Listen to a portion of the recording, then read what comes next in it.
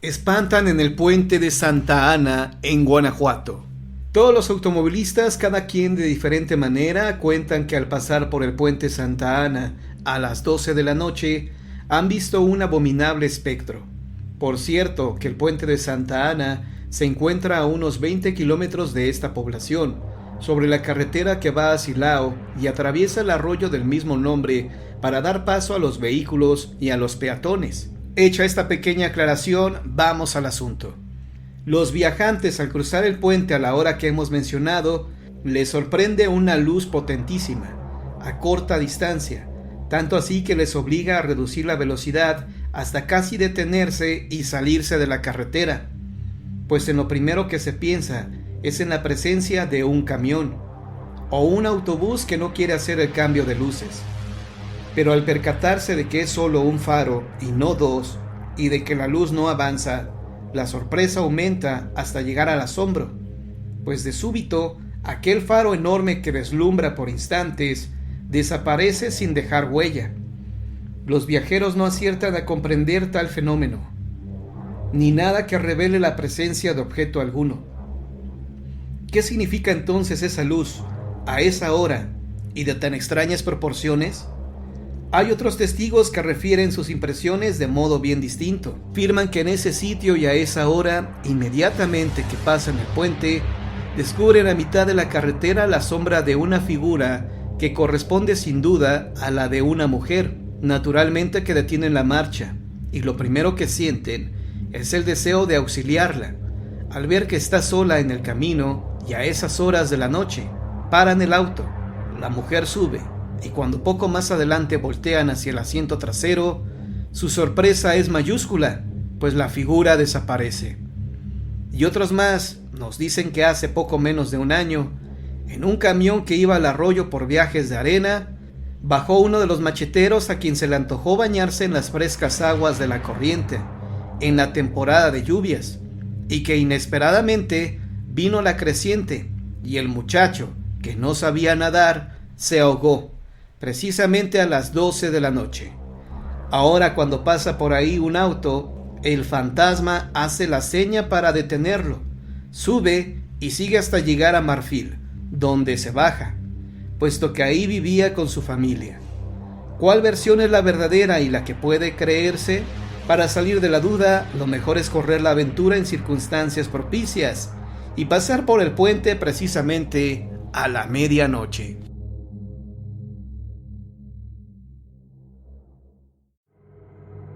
El aparecido de la tinaja del coyote.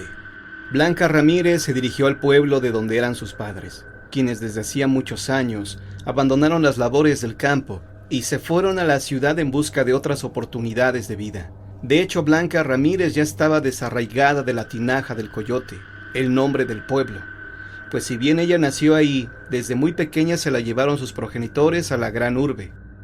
La razón por la cual Blanca tuvo que regresar al lugar de origen fue porque su tía, hermana de su papá, de nombre Celia Ramírez, se encontraba muy enferma y ya no podía atender su negocio, que era la tiendita de la población, ni hacerse cargo de su casa, por lo que Celia le pidió como un favor muy especial a su hermano Gastón Ramírez, padre de Blanca, que se la prestara un tiempo, para que la ayudara tanto en la tienda como en la casa.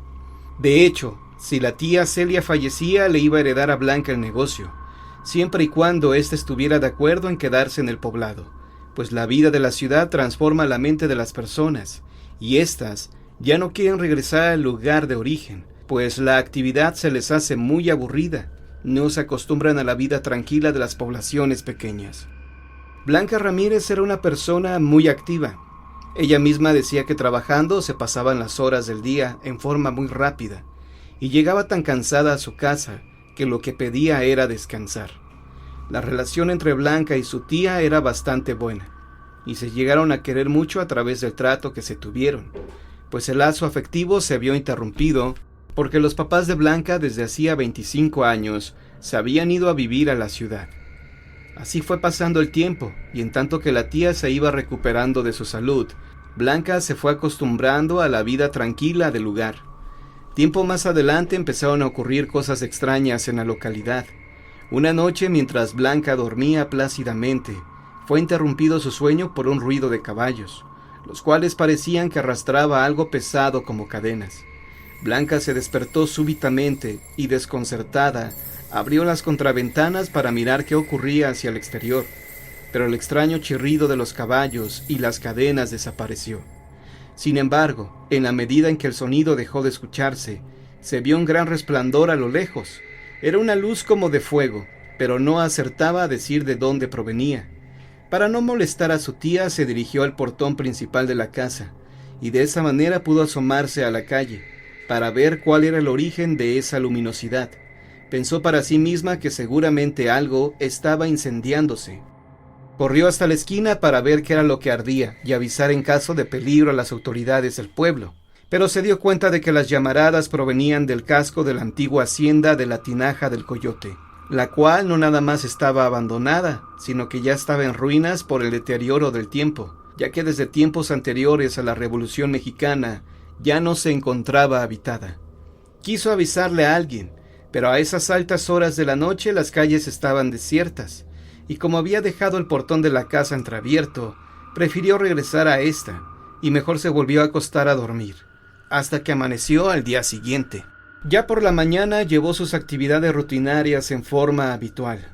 Nada quiso contarle a su tía de lo acontecido la noche anterior, para no sobresaltarla, puesto que la tía se estaba recuperando paulatinamente de su salud.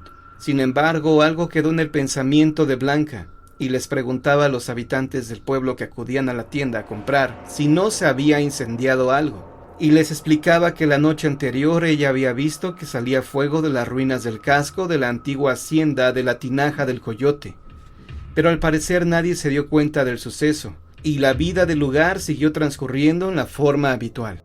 Pues sin más, Blanca trató de seguir su vida con absoluta normalidad, hasta que al mes siguiente, una noche en que dormía profundamente, le volvió a despertar el sonido de los caballos que pasaban a galope, arrastrando algo pesado como cadenas. Al oír el ruido pensó hacia sí misma: ¿qué será lo que sucede que se escucha como cadenas que golpean el piso? Se levantó de su cama precipitadamente y abrió las contraventanas, para darse cuenta de lo que pasaba afuera, y cuál sería su sorpresa de que miró otra vez a lo lejos el resplandor de fuego en el casco de la antigua hacienda.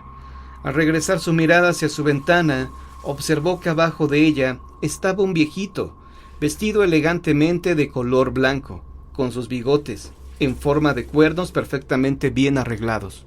El hombre vestía tan elegantemente que la hizo pensar que no era del pueblo, pues ahí los habitantes visten sencillo, a la manera de la gente del campo, y realmente ese atuendo era demasiado llamativo como para que esta persona fuera del lugar.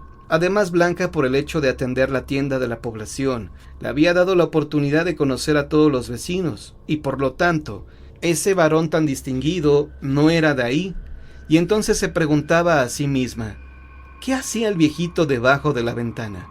No le entró más miedo, pues sabía que los barrotes de fierro la protegían, y que en un momento dado el señor no podía hacerle daño, porque simple y sencillamente no podía entrar a través de la herrería. Tratando de serenarse un poco, discurrió preguntarle al hombre elegante lo siguiente: «Disculpe, ¿usted quién es? Pero no lo conozco. Tengo trato con toda la gente del pueblo y nunca antes la había visto por aquí. Es más, ¿qué hace usted a estas horas de la noche debajo de mi ventana?» El viejecito nada le respondió. Le dirigió una mirada a Blanca y ella pudo percibir una tristeza muy profunda en los ojos del elegante viejito. En ese momento el señor se dio la vuelta y se fue caminando con rumbo al casco de la antigua hacienda La Tinaja del Coyote, misma que parecía arder en llamas otra vez. Blanca cerró su ventana e intentó dormirse, pero estaba muy sobresaltada y esperó las largas horas del amanecer para levantarse y platicarle a su tía lo que había sucedido en la noche. Ya por la mañana, a la hora del desayuno, antes de irse a abrir la tienda, Blanca le platicó a la tía lo acontecido durante la noche anterior. La tía Celia escuchó con cierta atención la historia, pero solo se limitó a decirle a su sobrina que lo más seguro es que había sido una pesadilla por exceso de cansancio, y porque había cenado muy fuerte, y que seguramente ese era el motivo por el cual había tenido ese extraño sueño. Tomando las cosas como se lo había dicho su tía, no hizo la muchacha más caso del asunto, y trató de seguir su vida con absoluta tranquilidad. Volvieron a pasar los días con sus noches, y en una de estas, en la que Blanca dormía plácidamente, pues además había llegado muy cansada de su trabajo, la despertó el ruido de un fuerte viento. El aire que soplaba era tan fuerte que hasta las contraventanas se abrieron violentamente, y ella naturalmente se despertó asustada, dio un brinco enorme hacia la ventana y trató de cerrarla nuevamente, pero al momento en que iba a hacer esto, de nueva cuenta volvió a ver al elegante hombre parado en su ventana, y a lo lejos se podía observar una vez más el resplandor de fuego que provenía del casco de la hacienda. La muchacha, sumamente nerviosa, miró al viejito, quien por cierto venía vestido igual que la ocasión anterior, con un fino traje blanco, muy elegante, y sus bigotes como cuernos perfectamente bien arreglados y con mucho trabajo, pues las palabras se le trababan del susto. Le preguntó: «¿Usted quién es? ¿Y qué hace aquí debajo de mi ventana?» Mas el señor, con una mirada que irradiaba tristeza, dio la vuelta y una vez más se fue caminando rumbo a las ruinas de la hacienda, que igualmente que en las ocasiones anteriores, ardía en llamas. Al día siguiente, que por cierto era domingo, Blanca volvió a platicarle a su tía la visión que había tenido la noche anterior, y después de meditar un rato sobre lo que la sobrina había vivido, optó por decirle lo siguiente: «Hija, yo creo que lo mejor será que después de la misa le platiques al padre Matías todos estos sucesos que has venido viviendo, y seguramente él te dará un mejor consejo que el que yo pueda darte».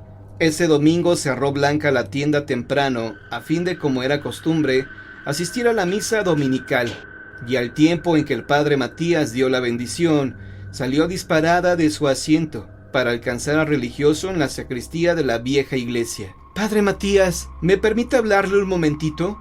No lo voy a entretener mucho. El asunto que vengo a tratarle es importante para mí. Necesito su consejo». Al mismo tiempo que el buen sacerdote se despojaba de sus vestiduras sacerdotales, le respondió en buen tono: «Habla, hija, que este siervo del Señor está para servirte». Blanca le platicó a grandes rasgos lo que le había sucedido en las dos ocasiones anteriores, en tanto que el padre Matías escuchaba atentamente. La muchacha terminó su relato, y el sacerdote se dirigió hacia un estante, muy antiguo por cierto, que estaba ahí mismo, en el recinto de la sacristía. Lo abrió y sacó una vieja fotografía, ya bastante vieja por el tiempo. La puso en las manos de Blanca y le dijo: «Necesito, hija, que observes esta imagen detenidamente, y me vas a decir qué es lo que ves en ella».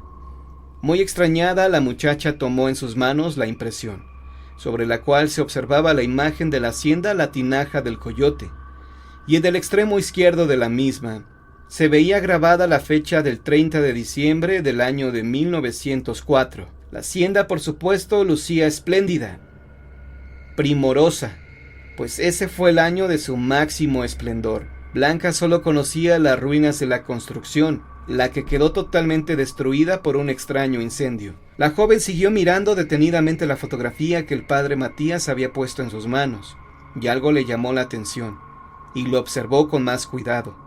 Posaba en la diapositiva el antiguo hacendado, en compañía de su esposa y de un niño.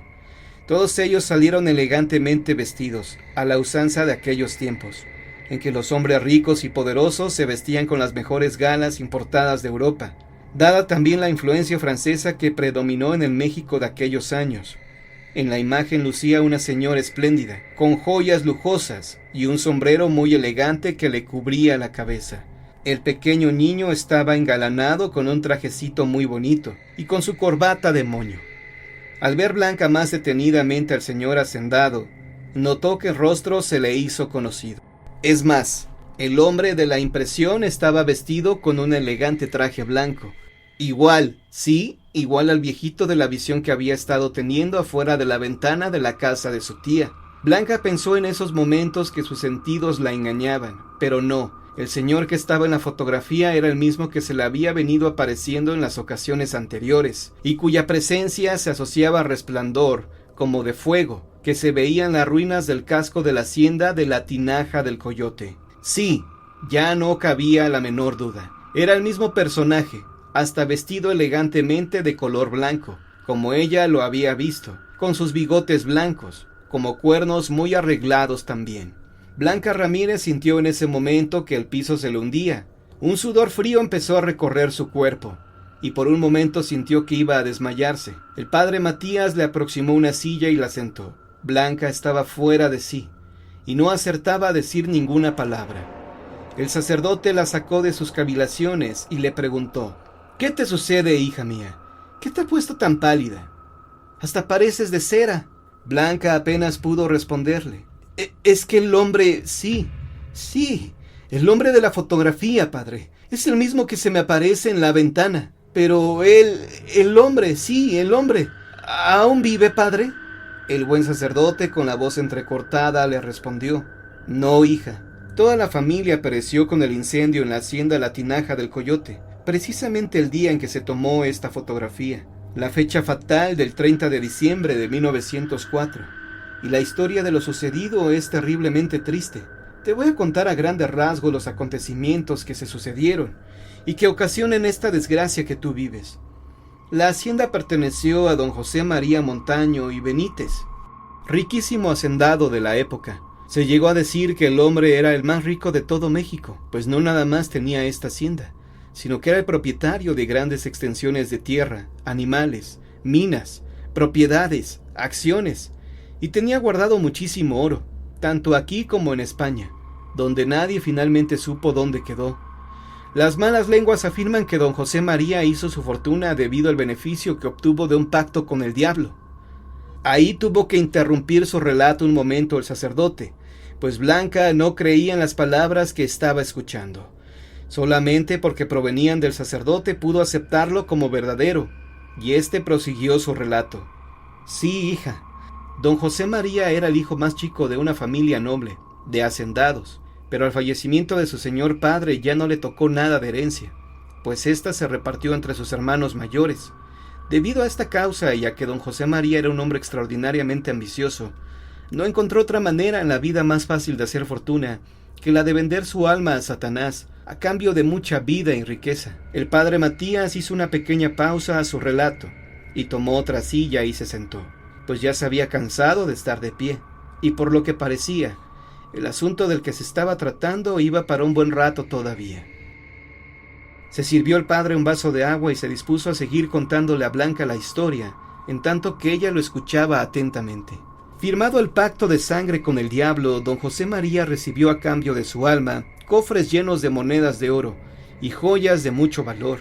Esto, desde luego, para quienes se dejan llevar por las seducciones de este mundo, es aparentemente grandioso de momento, pero después, cuando se dan cuenta del error cometido, se arrepienten para siempre, ya que el peor vicio es el de la avaricia. La ambición de don José María era enorme y se acrecentaba al ver los cofres de oro que le entregaba Satanás, a cambio de perder su alma por toda la eternidad. Nada le importaba más que el brillo del oro, y quizá nunca se dio cuenta de la trascendencia del pacto que había firmado con el maligno: perder su alma para siempre. Con las cantidades inconcebibles de oro que recibió este pobre hombre, compró la hacienda, tierras, minas, propiedades, acciones, de manera que se convirtió en uno de los hombres más ricos de toda la República Mexicana. Al tiempo se desposó con la bellísima señora doña María Teresa Romero y Villanueva, con quien tuvo a su pequeño hijo de nombre José María, como su padre, y quien es el que aparece junto a ellos en la fotografía. De doña María Teresa se dice que era una mujer muy buena y muy devota, temerosa de Dios y una persona de un corazón enorme, sobre todo hacia los trabajadores de la hacienda. Les construyó un hospital para los enfermos, y en muchas ocasiones ella misma les atendía, y también hizo una pequeña escuela para los niños. Muy al contrario de su esposa, don José María era sumamente cruel con los trabajadores, a quienes trataba como esclavos. Los explotaba, los maltrataba, los insultaba, y en ocasiones hasta los mandaba a azotar, y todo desgraciadamente por la ambición de tener más y más dinero cada día. Cuentan los que lo conocieron que nada le producía más placer en la vida que ver sus cofres repletos de oro.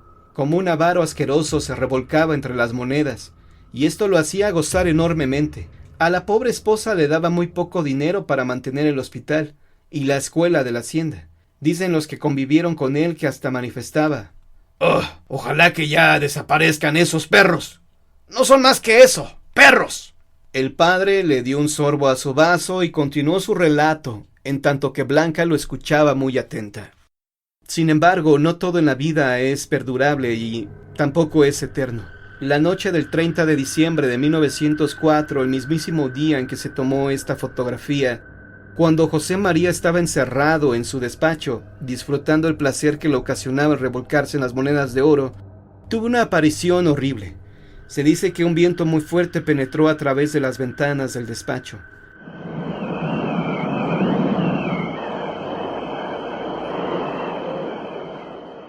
Las ráfagas de viento eran tan poderosas que apagaron las luces de las lámparas. Terriblemente asustado, don José María se incorporó y vieron sus ojos una aparición horrible. Frente a él estaba el diablo. Sí, el diablo, espantoso, peludo, barbón, con unos ojos muy rojos. En las extremidades inferiores tenía por un lado una especie de pata de gallo y en el otro una pezuña de buey. Tratando de salir de la sorpresa, don José María le inquirió: ¿Qué haces aquí? Todavía no es el tiempo. Déjame disfrutar de mi fortuna y vete que me importunas. ¡Lárgate! Y no me molestes. El maligno dejó escapar de su boca una fuerte carcajada que se escuchó por toda la casa.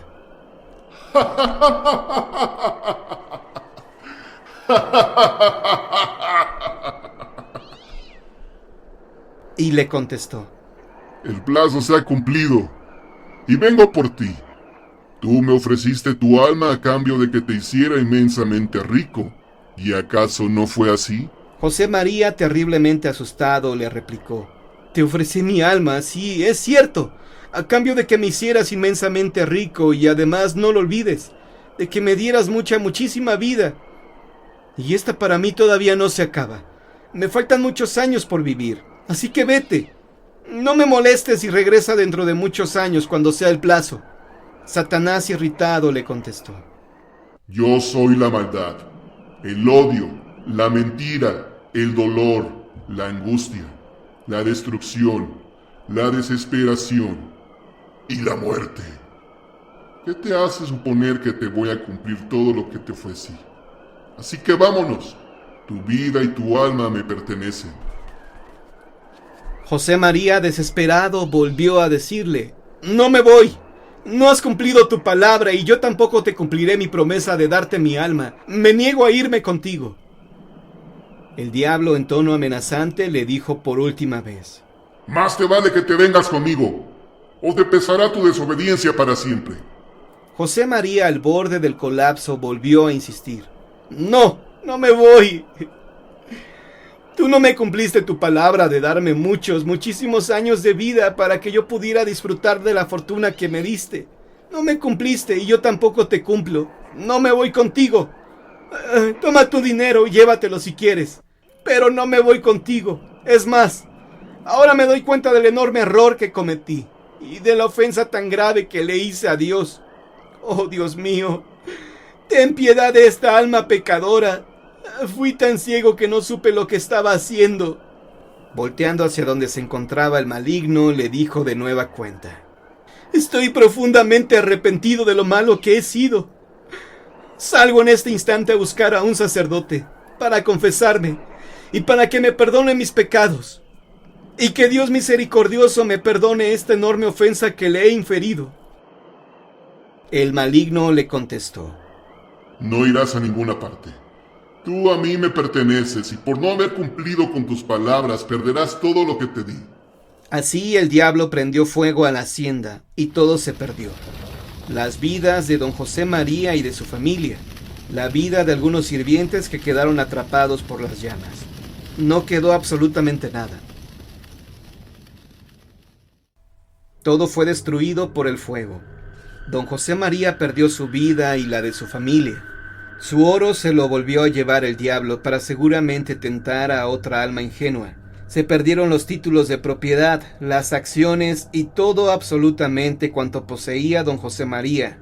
Se lo tragó el fuego. Cuando llegó la gente del pueblo a sofocar las llamas, ya era demasiado tarde. No quedó nada. En cuanto al alma de José María, no se la llevó Satanás, pues tuvo un arrepentimiento antes de fallecer e imploró a Dios en ese momento.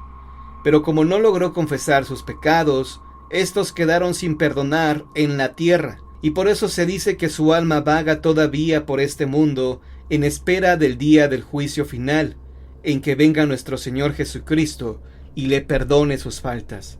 En cuanto a ti, mi querida Blanca, el alma de don José María te está pidiendo que ofrezcas tus oraciones para el descanso de su espíritu, pues tú eres un alma buena y pura. Reza mucho por él, y tenlo siempre presente en tus intenciones ante el Señor, para que este pobre hombre que sin duda cometió grandes pecados pueda alcanzar la misericordia de Dios, quien todo lo perdona. Haz lo que te digo, hija, y no volverás a tener esta aparición, pues el espíritu de este hombre no viene a asustarte, sino a pedirte tus oraciones para el descanso de su ser, y él te estará muy agradecido porque intercedas por él para que alcance el perdón de sus pecados y la salvación de su alma. La joven salió de la sacristía con la bendición del Padre y rociada con agua bendita. Blanca tuvo presente en sus oraciones a don José María y a su familia, y ya nunca más volvió a tener la aparición de esta pobre ánima en pena.